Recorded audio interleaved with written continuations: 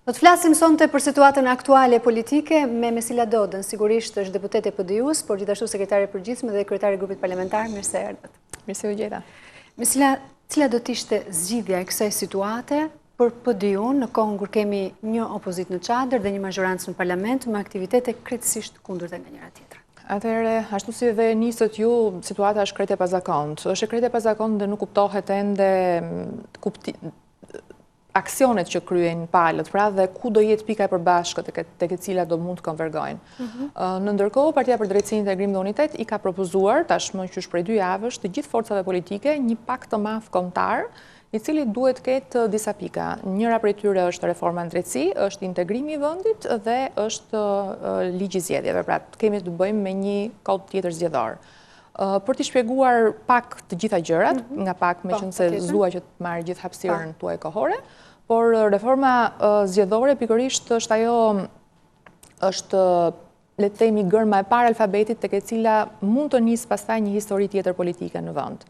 Sot ne kemi një ligj zgjedhor i cili është i bazuar mbi koalicionet dhe në këtë mënyrë ka krijuar një ngërç me të gjithë partitë e tjera. Sot kemi rreth gjysmë milioni vota që prodhojnë 0 deputet. Dhe ndërkohë të gjitha këto vota shkojnë dhe i vishën dhe nxjerrin deputetët e partisë parë, partisë më të madhe. Partia më e madhe nuk mban asnjë përgjegjësi për elektoratin e këtyre partive më të vogla që i kanë votuar.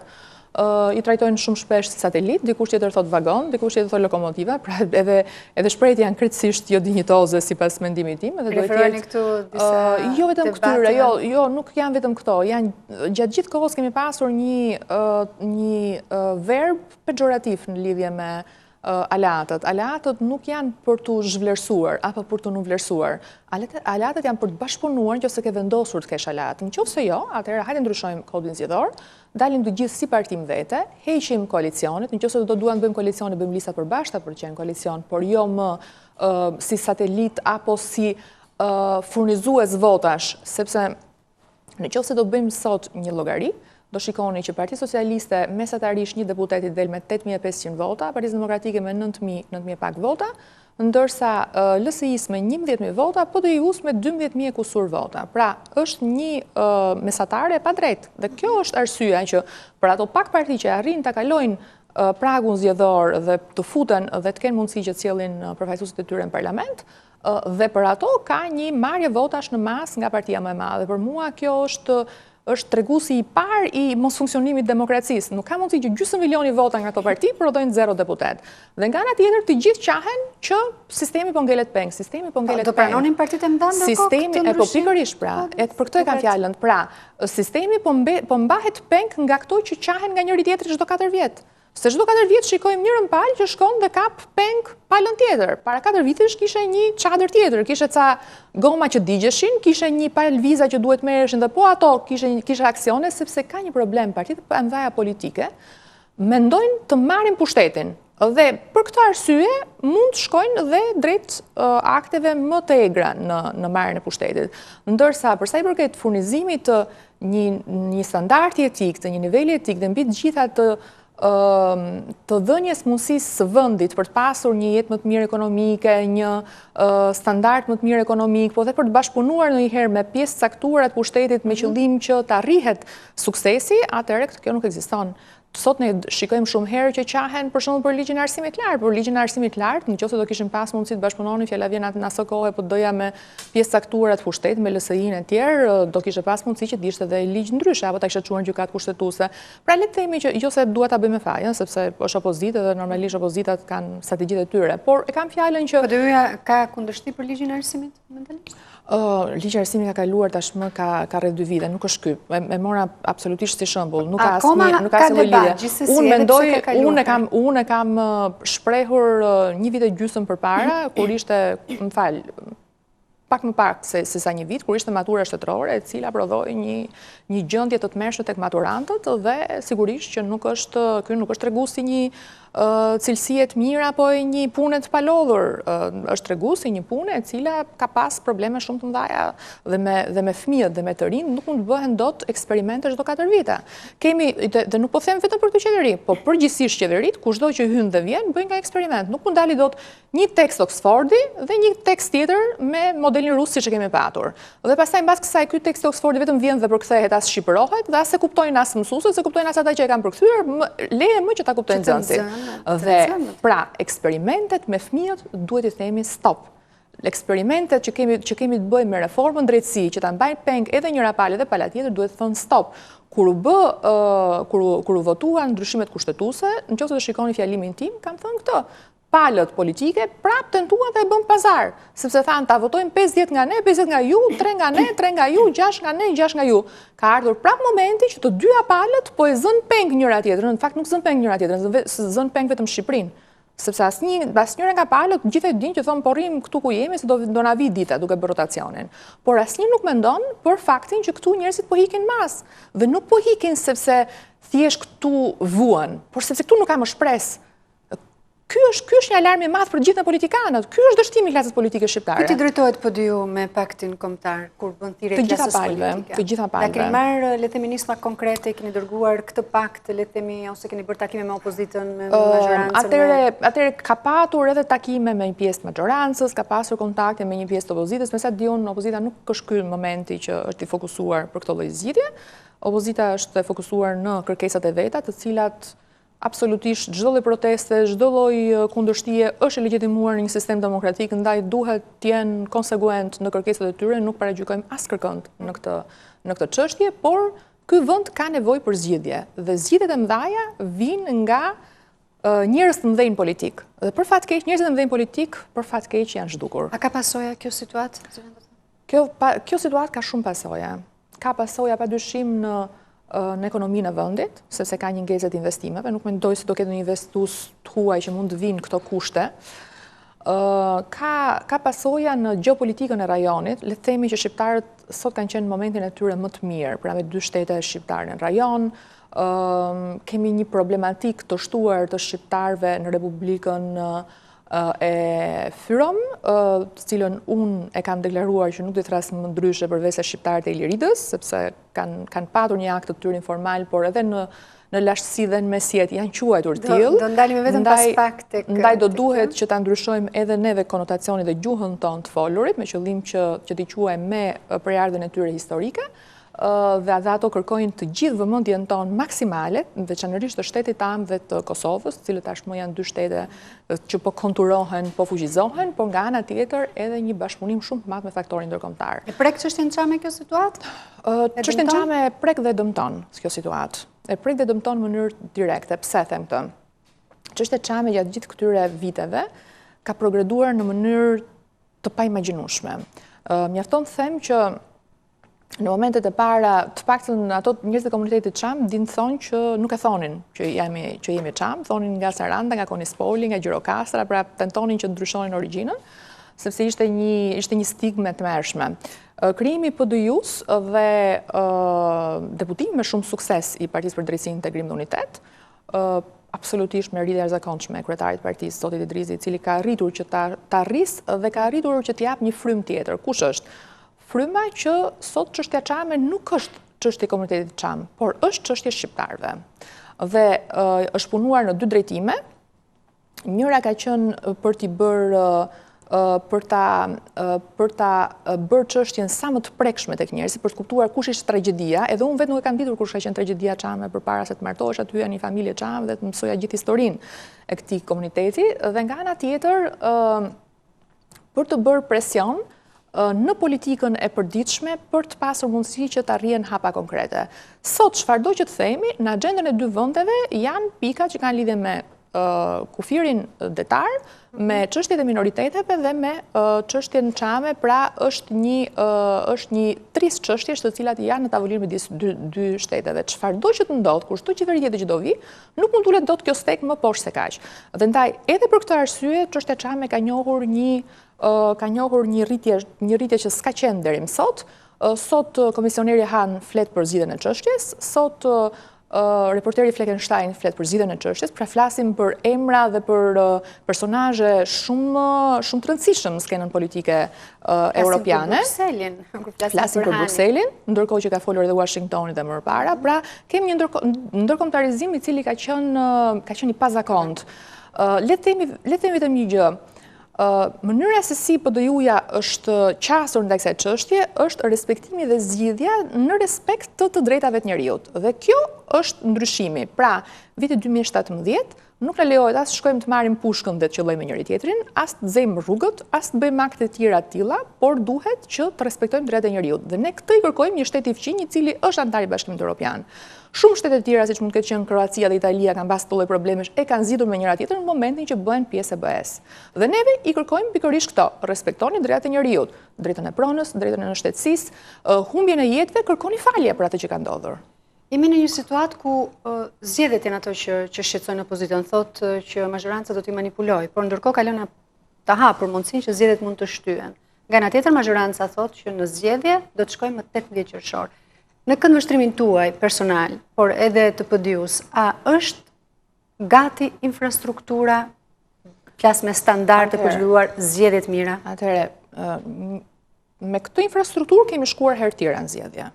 A është shumë e mirë? Nuk mendoj që është shumë e mirë. Po ju them vetëm një skandal që ka ndodhur zgjedhjet e kaluara, paraqitet në mënyrë të qartë që forca e 2 dhe e 3 brenda një koalicioni ndajnë numërusin me njëra tjetrën, dhe në vitin 2015 ta nuk e quajmë këtë, juve nuk jeni as në opozitë as majorancë, dhe u hoq numërusi nga PD-ja, nga komisionet e numërimit të votave. Ne çfarë duhet bënim? Duhet ta djegim KQZ-n?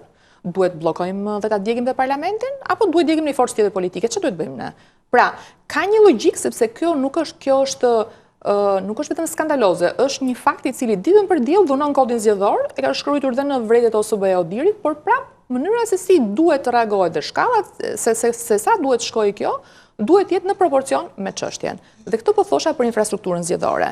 Por kësaj here nuk do pranohet hyet as pa numërus, vetëm në qoftë se arrihet që të bëhet numërimi elektronik, i cili ka një infrastrukturë një lloj tjetër. Megjithatë nuk e di se sa e sigurt është dhe nuk e di se sa e mundshme është në këto kushte që të shkohet drejt një numërimi elektronik.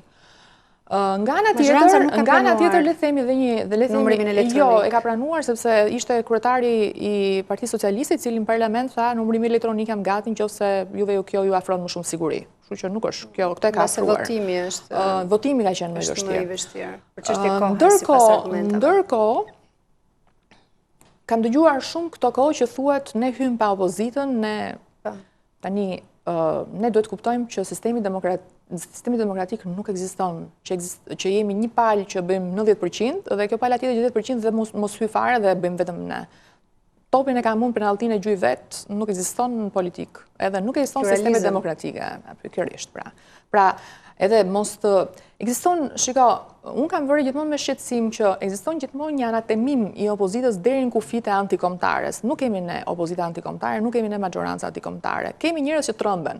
Kemi njerëz që trëmben dhe kur janë pushtet dhe kur janë majorancë, dhe shumë herë kërkojnë bëjnë edhe dillet vogla edhe me referoheni këtu akuzave që ka bërë majoranca për destabilitet nga ana e opozitës? I afrojmë, i them këto të tanishme dhe ato të djeshme, është pak a shumë një déjà vu kjo që kalojmë, dhe është një gjë e cila nuk është e moralshme në raport me qytetarët shqiptar. Qytetarët shqiptar nuk kërkojnë këtë nga politika. Dhe jam i sigurt që nëse do kishe pasur mundësi, do të thënë, kjo qeveri ka kaq shumë probleme sa ti ke mundësi të bësh opozitë çdo ditë. Nuk është thjesht çështja që po godas dhe po mbaj pezull jetën e vendit, sepse u vërtetua edhe herën e kaluar në 2013 që duke mbajtur pezull jetën e vendit, siç e bëri Partia Socialiste, nuk fitoi asnjë mandat, humbi një vot. Humbi një mandat madje nga një palëzjedhje më parshme. Ato që fituan ishte LSI-ja për shkaqe të tjera që tani nuk ja vlen që ti përmendim. Pra, ato që dua të them është qytetarët shqiptar nuk e meritojnë këtë politikë pengmarrëse që po bëhet nga të gjitha forcat e mëdha politike. Ndryshoni sistemin, hajde bëjmë një sistem proporcional kombëtar ku dalim gjithë me votat tona, të bëhet gjithë Shqipëria një zonë, mos kemi mundësinë që dalim asnjëri me koalicione parazgjedhore, dalim secili si forcë mbeta, pastaj ai që fiton, partia më e madhe, le të marrë mandatin ta shikojë bën dot qeverinë e me radhë siç bëhet në shtetet e tjera. Pjesa që ta marri monopolin qysh në fillim de facto një parti e madhe, apo të binë dakord të dyja palët bashk, nuk shkon sepse nuk është më demokraci, po është demokratur. Pra në një farë mënyrë është një diktaturë e instaluar dhe që të dyja palët binë dakord që t'i hedhin topin njëri tjetrin, ndërkohë që ka forca tjera politike që dalin, ka forca ekzistuese që rriten dhe pra nuk si një sistem demokratik nuk mund të funksionojë duke anatemuar dhe duke pasur filozofinë e pengmarrësit në politikë. Ndërkohë, a i njeh PDU kauzat e Partisë Demokratike? Kanë abuzimin e vendit, manipulimin e zgjedhjeve më 18 qershor? E kemi thënë absolutisht të gjitha problematikat që ka pasur, që ka teprime sigurisht në shumë raste, por ka kauza që janë evidente që janë kauza shumë drejta. Edhe që të gjitha janë kauza drejta, që të kërkosh më shumë garanci për zgjedhjet, absolutisht është shumë e drejtë. Por si do i kërkojmë garancit për zgjedhjen, sepse ishte dhe PD-ja në të njëjtin komision me Partinë Socialiste për reformën zgjedhore dhe pikërisht votimin dhe numërimin elektronik do ta kishte kërkuar një vit e gjysmë më parë. Dhe nëse nuk e donte PS-ja, ta mblidhte bashkëkryetari tjetër i komisionit reformës, sepse e mbledhin janë 2 bashkëkryetar. Mos thonë sot që e ka fajin, edhe le ta themi që janë përgjegjësi të dy apelët. Janë përgjegjësi që reforma zgjedhore nuk ka shkuar sot një vit e gjysmë përpara. Nëse do kishte marruar para një viti, sot kishte filluar dhe votimi dhe numërimi elektronik, nëse do e donin. Sipas meje, nuk është ky kushti që të jenë të sigurta zgjedhjet, sepse është tentuar, është parë që dhe hakerohen dhe bëjnë të gjitha llojet e manipulimeve nëse don, por duke pas parasysh që mund ngjelet dhe vota fizike, pra dhe të numërohet me dorë dhe dali rezultati, është pak a shumë është një skenari bëhet dhe ndryshohet, është mundësi, do të thënë ka një mundësi më të madh për një kontroll më të mirë. Ku shikoni zgjidhjen në këtë moment? Mendoni se një ndërhyrje ndërkombëtare ashtu siç ndodhi edhe për reformën? Ashtu ndodh në Shqipëri, por nga ana tjetër është e padrejtë edhe kjo, se nuk jemi në gjendje që ta trajtojmë normalisht njëri tjetrin dhe ta trajtojmë me gjitha normalisht vendin. Do ta zgjidhin këto në fund. E dim ne që do vi dikur Fleckensteini, do japi një propozim, do e nxjerrë nga çanta apo komisioneri. Do tregoj edhe për të disa të pa pikurinë e klasës politike. Absolutisht po. Absolutisht po. Edhe problemi është që popujt e meritojnë demokracinë në fund fare, meritojnë dhe klasat politike që kanë. Është e pamundur që ti të shikosh një klasë politike totalisht papërgjegjshme, që nuk respekton asgjë nga ato që ka marrë para elektoratit, se të paktën neve kemi thënë çështja çame, në çështjen çame vazhdojmë mbajmë. Kemi thënë çështjet kombëtare vazhdojmë mbajmë, kemi thënë dekomunizimin vazhdojmë mbajmë në dekomunizimin, kemi çuar 5 ligje në parlament. Kemi thënë çfarë kemi dalë për zot, ne e kemi mbajtur.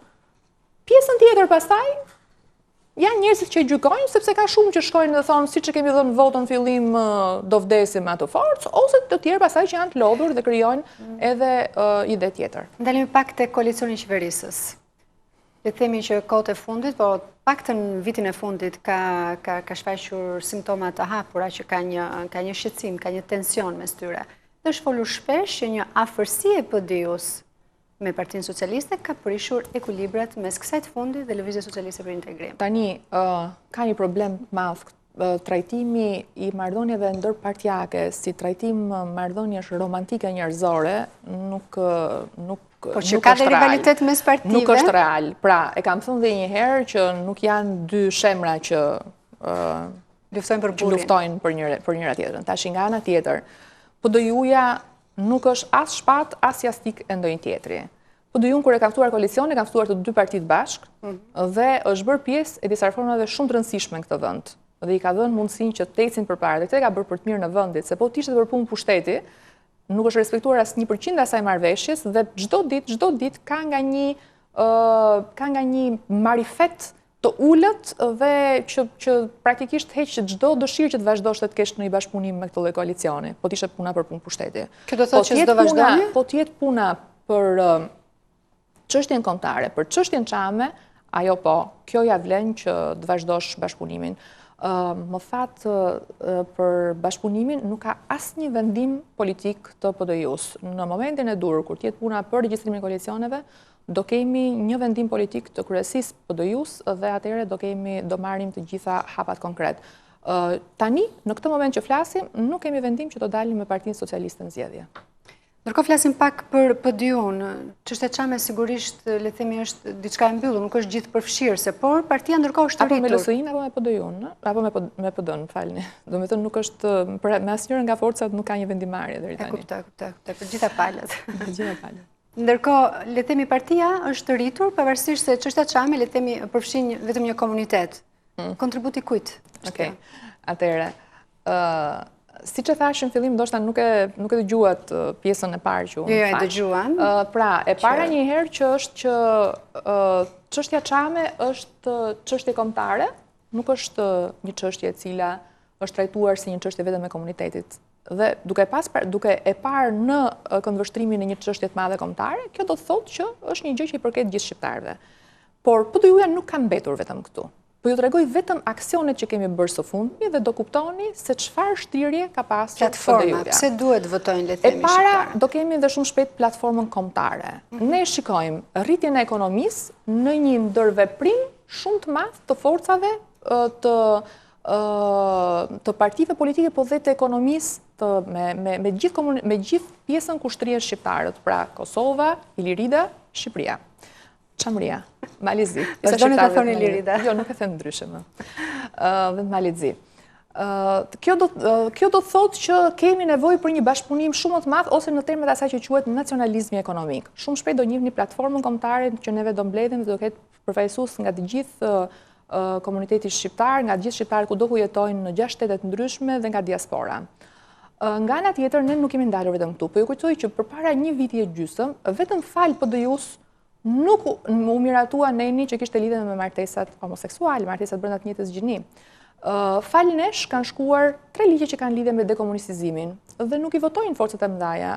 Sot ato flasim për faktin që Enver Hoxha është akoma heroi i popullit. E kam thënë 26 herë në parlament që Enver Hoxha është akoma heroi i popullit, turp na vit gjithë si klasë politike. Bëj sikur nuk e dëgjojnë edhe njëra palë edhe pala tjetër. Njëra palë i thot komandantit, tjetra palë i thot ai që mos ja përmendi me emrin, por asnjëra nga ato nuk votojnë që të vinë ti heqim.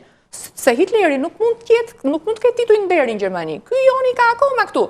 Dhe kjo do thotë që neve nuk nxëm mend nga eksperiencat e këqija dhe neve nuk reflektojmë si popull. Prandaj neve na ndodhin shembuj autoritarizmi apo shembuj problematik që përsëriten dhe ripërsëriten. Tani ndalim pak tek Ilirida. A nuk është një provokim që vazhdoni ta thoni këtë për klasën politike maqedonase e cila i ka quajtur deklaratat tuaja shokante dhe madje kanë propozuar LSDM që të shpalleni person non grata? Tani mos të përsëris atë që kam thënë gjithmonë, por nga ana ime nuk kam ndonjë problem sepse unë nuk do shkoj në Republikën e Maqedonisë siç thonë ato, unë shkoj në Ilirit kur shkoj, kështu që nuk kam ky nuk është problemi im, është problemi i tyre. Dhe do shkoj shumë shpejt. Nga ana tjetër, pse i dhëm një fakt që është një fakt historik? Çfarë nuk pëlqyen nga kjo pjesë? Që unë përmenda një krahinë autonome që ka qenë bashkë me Dardaninë dhe që dihet që është ky nominim, kjo emër. Mbase fakti që ata nuk i pëlqyen që unë thash duhet të mbaj një referendum dhe duhet të dalin vete. Sigurisht në një shtet që nuk i don, në një president që thot unë nuk pranoj dekretimin e kësaj qeverie vetëm që këto të mos kenë gjuhën e tyre. Në një shtet i cili i dhunon edhe centimetrat e flamurit, po më zonjë, unë nuk kuptoj dot një gjë. Sot me kantonin është Zvicra. Çfarë problemi ka? Që këto po mirë, po kush janë ata që duan apo nuk e duan kur kjo është gjysma e popullit vet? E duan gjysmën e popullit. Nëse duan gjysmën e popullit, duhet të plotësojnë dëshirat e gjysmës së popullit që ka lidhje me gjuhën, simbolet, flamurin, respektimin e religionit, respektimi i drejtave të njeriut. Kjo është politika e 2017-s. Nëse nuk e duan, thonë që nuk duam gjysmën e vendit tonë. Dhe ashtu siç bëri presidenti vet, firmosi fundin e shtetit vet. Tha unë këto i kam marr miq. Kishte armiq gjysmën e popullsisë vet ai, dhe unë mos ngrej zërin për këtë arsye. Po asnjëherë, por nuk të ndodhi kjo. Ata konsiderojnë ndërhyrje në punët e brendshme të shtetit të tyre. Po jo më zonjë, sepse në Kushtetuta e Republikës Shqipërisë thotë në nenin 8 që çdo njeri që shteti shqiptare ka detyrë që të mbështesë dhe të shikojë të drejtat e bashkëkombësve të tyre kudo ku ata jetojnë. Dhe në preambullin e Kushtetutës ne themi që duhet punojmë për bashkimin e Shqipërisë dhe të shqiptarëve. Çfarë po flasim? E kemi në Kushtetutë ne këto të dyja. Ne duhet punojmë çdo ditë për bashkimin e Shqipërisë dhe të shqiptarëve sepse është mënyra e vetme jona për të mbijetuar në një rajon në cilin neve kemi fqinj jo dashamirës më të shumtën e herëve. Ku do jetojmë 3 milion me një vend, 2 milion me një vend, 500.000 me një vend, 600.000 me një vend, nëse neve nuk fillojmë t'i bëjmë kufi të paktën të padukshëm me njëri tjetrin.